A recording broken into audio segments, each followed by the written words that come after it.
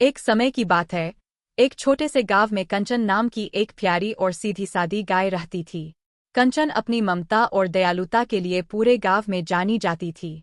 वह हमेशा शांत और सबके साथ मिलकर रहती थी। गांव के लोग उसे बहुत प्यार करते थे और उसकी देखभाल करते थे। कंचन का सबसे अच्छा दोस्त था मोहन नाम का एक छोटा लड़का। मोहन अपनी माँ के साथ गांव में रहता था। उसकी माँ खेतों में काम करती थी और मोहन दिन भर कंचन के साथ खेलता था। कंचन और मोहन का बहुत गहरा और प्यारा रिश्ता था। एक दिन गांव में बहुत भारी बारिश हुई। बारिश के कारण गांव की नदी में बाढ़ आ गई और पानी गांव के कई घरों में घुस गया। गांव के लोग बहुत परेशान हो गए और सभी अपने अपने घरों को सुरक्षित करने में लग गए। मोहन की माँ भी अपने घर को सुरक्षित करने के लिए बाहर गई थी और मोहन घर में अकेला रह गया।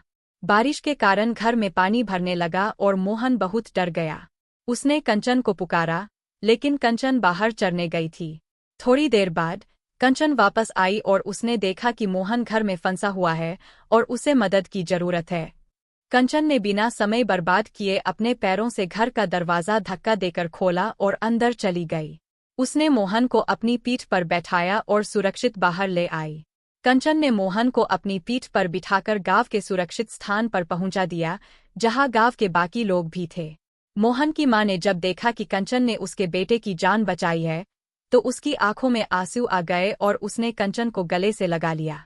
गांव के सभी लोग कंचन की बहादुरी और ममता की तारीफ करने लगे।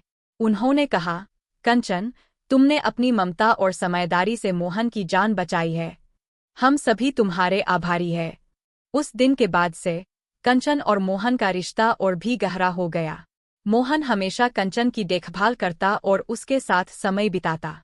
गांव के सभी लोग कंचन को और भी प्यार करने लगे और उसकी ममता और दयालुता की मिसाल देने लगे। इस कहानी से हमें यह सीखने को मिलता है कि ममता, दया और समझदारी से किसी भी मुश्किल परिस्थिति का सामना किया जा सकता है। कंचन ने अपनी ममता और बहादुरी से यह साबित कर दिया कि जानवर भी इंसानों की तरह भावनाएं रखते हैं और उनकी मदद करने के लिए हमेशा